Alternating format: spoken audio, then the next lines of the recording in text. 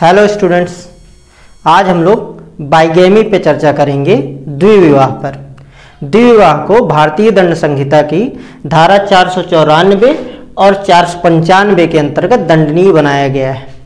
धारा 494 भारतीय दंड संहिता का ये प्रावधान करती है कि यदि कोई व्यक्ति अपने पति या पत्नी के जीवित रहते हुए फिर से सब्सिक्वेंटली कोई मैरिज कॉन्ट्रैक्ट करता है तो वो 7 वर्ष की सजा से दंडनीय होगा। तो आइए देखते हैं सेक्शन 494 के इसेंशियल एलिमेंट्स क्या है। तो सेक्शन 494 के 2 इसेंशियल एलिमेंट्स हैं। First essential element is subsequent marriage when husband और wife is alive. It means if a person is already married and during the existence of his lawful marriage with any man or woman he contracts subsequent marriage when the husband or wife of the former marriage is alive। इसका मतलब ये है कि कोई व्यक्ति जबकि उसका किसी अन्य व्यक्ति से विधिपूर्ण विवाह अस्तित्व में है और उसका हस्बैंड और वाइफ मतलब पुरुष है तो उसकी पत्नी और महिला है तो उसका पति जीवित है और during the life of such husband और wife he has contracted second marriage and this second marriage is void because his husband और वाइफ इज एलिव। जो उसने दूसरा विवाह किया है वो केवल इस कारण से शून्य है कि उसका पति या पत्नी जीवित है, तब वो बाइगैमी के लिए पनिशेबल होगा। इसका मतलब ये है कि अगर किसी व्यक्ति का जिस विधि के अंतर्गत वो है उस विधि के अंतर्गत उसकी सब्सिक्वेंट मैरिज वैलिड है तो वो बाइगैमी के लिए पनिशेबल नहीं होगा। तो कोई व्यक्ति अपने पति या पत्नी के जीवित रहते हुए दूसरी शादी करे और उसकी दूसरी शादी पहले पति या पत्नी के जीवित होने के कारण शून्य हो तो वो द्विविवाह के लिए दंडित किया जाएगा। और पनिशमेंट क्या होगा? पनिशमेंट बाइगेमी के लिए जो है वो 7 इयर्स इंप्रिजनमेंट है। ये आइदर डिस्क्रिप्शन का हो सकता है और फाइन के लिए भी पनिशेबल होगा, फाइन से भी पनिशेबल होगा। यहां पे ये जो फैक्ट है सब्सिक्वेंट मैरिज वैलिड होनी चाहिए, ये महत्वपूर्ण है। आप प्रैक्टिकल लाइफ में देखेंगे या सोसाइटी में देखेंगे कि जब कोई हिंदू सब्सिक्वेंट मैरिज करता है तब वो सेक्शन 494 आईपीसी के अंतर्गत पनिश होता है, लेकिन जब कोई मुस्लिम पुरुष सब्सिक्वेंट मैरिज करता है, सेकेंड या थर्ड मैरिज करता है तो वो 494 में पनिशेबल नहीं होता है। इसका कारण यह है, इसका कारण ये है कि हिंदू जिस विधि से गवर्न होता है हिंदू मैरिज एक्ट से, उसके अंतर्गत सेक्शन 5 का क्लास 1 ये कहता है कि neither party has a spouse living. किसी भी विवाह के किसी भी पक्षकार का पति या पत्नी जीवित नहीं होना चाहिए।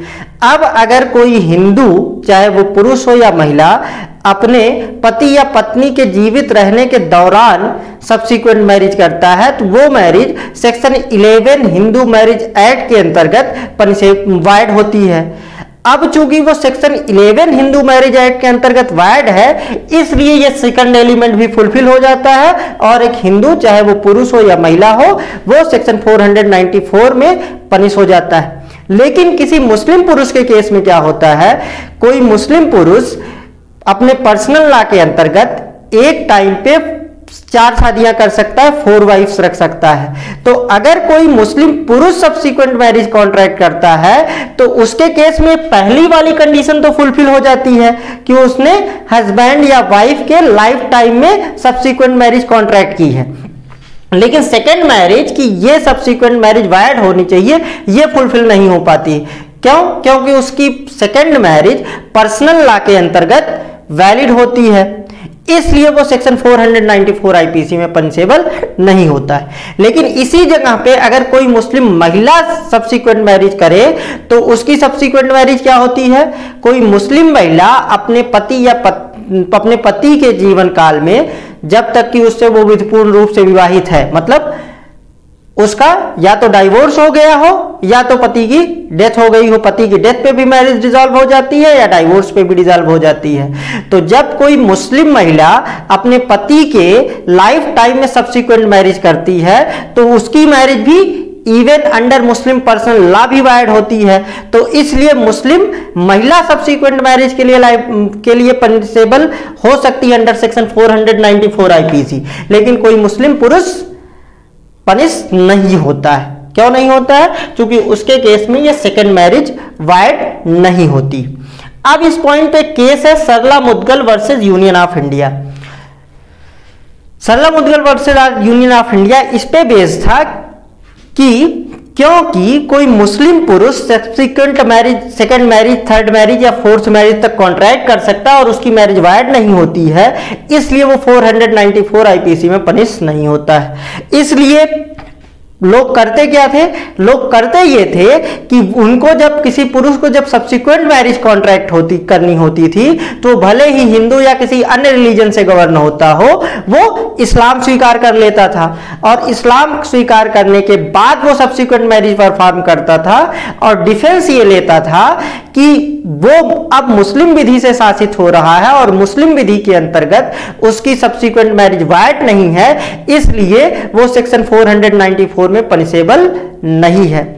तो इस सरला मुदगल के केस में इसी क्वेश्चन को सुप्रीम कोर्ट के सामने रेज किया गया था और सुप्रीम कोर्ट ने कहा था कि conversion only for the purpose of contracting second marriage is wide, कि अगर कोई पुरुष केवल और कोई केवल इसलिए इस्लाम स्वीकार कर लेता है कि उसको सब्सिक्वेंट मैरिज करनी है या इसलिए कर लेता है कि वो एक से अधिक शादियां कर सके, तो ऐसा कन्वर्जन वाइड होता है। और जब कन्वर्जन वाइड हो गया तो उसके ऊपर मुस्लिम लॉ लागू नहीं होगा। तो इस केस में जिस व्यक्ति ने कन्वर्जन किया है वो सेक्शन 494 आईपीसी में पनिश होगा। तो शॉर्ट पे अगर कहें तो सरला मुदगल में यह कहा गया कि अगर कोई व्यक्ति केवल और केवल एक से अधिक शादियां करने के लिए इस्लाम में कन्वर्ट कर लेता है तो उसका कन्वर्जन इनवैलिड होगा और वो सेक्शन 494 आईपीसी में पनिशेबल होगा।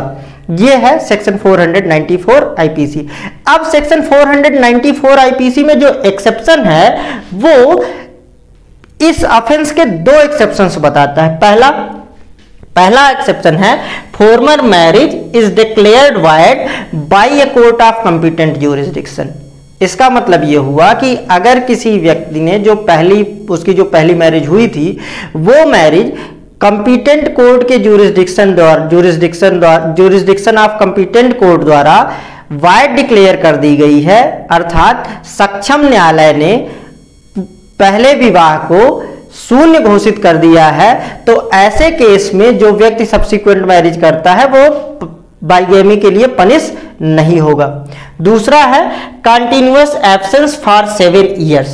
तो सेक्शन 494 आईपीसी का एक्सेप्शन ये कहता है कि अगर किसी व्यक्ति का पति या पत्नी लगातार 7 वर्ष तक उससे एब्सेंट है, मतलब उसके पास लगातार 7 वर्षों से नहीं है, और ये जो सब्सिक्वेंट मैरिज कॉन्ट्रैक्ट करने वाला पुरुष या स्त्री है उसने अपने पति या पत्नी के बारे में इस 7 वर्ष की अवधि में सुना भी नहीं है, मतलब उसको अब ये पता ही नहीं है कि वो जीवित है या नहीं है, और अब इस 7 वर्ष की अवधि के बीत जाने पर उसने सब्सिक्वेंट मैरिज कॉन्ट्रैक्ट की, लेकिन इस विवाह से पहले, सब्सिक्वेंट मैरिज से पहले उसने उस व्यक्ति को, जिस व्यक्ति से उसने सब्सिक्वेंट मैरिज कॉन्ट्रैक्ट की हुई है, उसको ये तथ्य पहले से ही बता दिए हैं, तो वो भी बाइगेमी के लिए पनिश नहीं होगा। इसका मतलब यह है कि यदि किसी पुरुष या स्त्री का पति या पत्नी लगातार 7 वर्षों से उसके पास से गायब है और उसको ये पता भी नहीं है कि इस दौरान वो जीवित है भी या नहीं, और ऐसी स्थिति में वो सब्सिक्वेंट मैरिज कर लेता है, दूसरा विवाह कर लेता है, लेकिन विवाह से पूर्व जिस व्यक्ति से उसने सब्सिक्वेंट मैरिज की हुई है उसको इस तथ्य से अवगत करा दिया है, तो वो 494 आईपीसी में पनिश नहीं होगा। फॉर एग्जाम्पल मान लीजिए मिस्टर एच हैं इनकी एक पत्नी थी W1। ये W1 2010 में गायब हो जाती हैं। अब लगातार 2017 तक, 7 साल बीत जाने तक, 2017 तक इस W1 का कहीं अता पता नहीं है कि वो इस दुनिया में है कहां पे, जीवित भी है या नहीं। इस स्थिति में अब एक दूसरी महिला है W2, जिससे ये मिस्टर H सब्सिक्वेंटली मैरिज कर लेते हैं।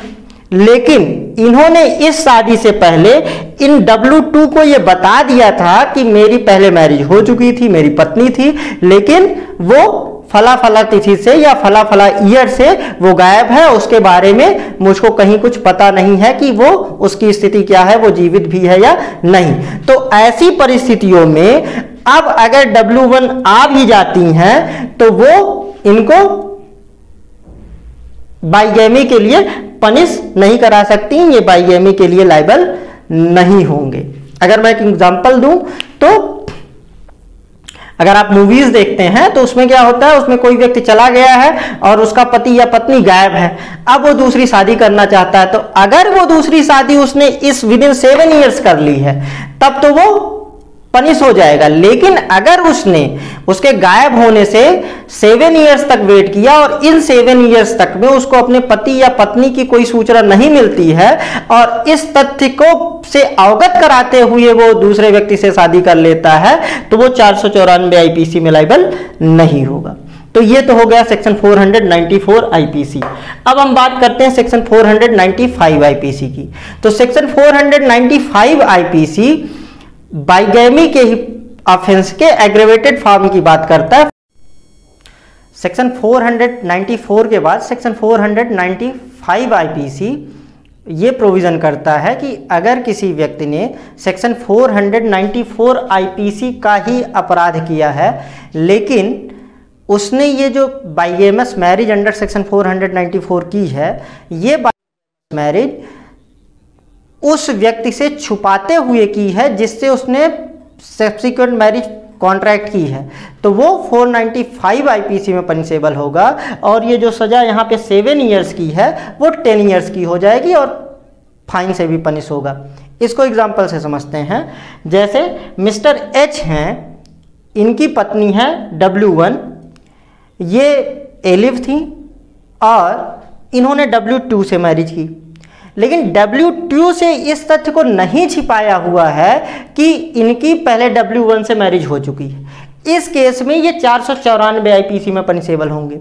लेकिन अगर यही ऑफेंस ये करते हैं और ये क्या करते हैं, इन्होंने मिस्टर H ने कि W1 से एक मैरिज पहले से एग्जिस्ट करती थी, इन्होंने W2 से भी सब्सिक्वेंट मैरिज की और W2 से ये तथ्य छिपाते हुए मैरिज की हुई है कि वो ऑलरेडी मैरिड है। मतलब यहाँ पे जो सब्सिक्वेंट वाइफ है उसको ये तथ्य कंसील किया गया है कि वो ऑलरेडी मैरिड हैं, तो वो सेक्शन 495 आईपीसी में पनिश होंगे। तो सेक्शन 495 आईपीसी तब लागू होता है जब सब्सिक्वेंट मैरिज जिस व्यक्ति से की जाती है उससे ये बात छिपाई गई है कि जिसने की पहले से मैरिज हो चुकी, मतलब सब्सिक्वेंट मैरिज वाले हस्बैंड या वाइफ को उस फॉर्मर मैरिज के बारे में कोई पता नहीं है। तो जिस व्यक्ति ने इस तरह का कंसीलमेंट करते हुए मैरिज की है उसको 495 आईपीसी में पनिश किया जाएगा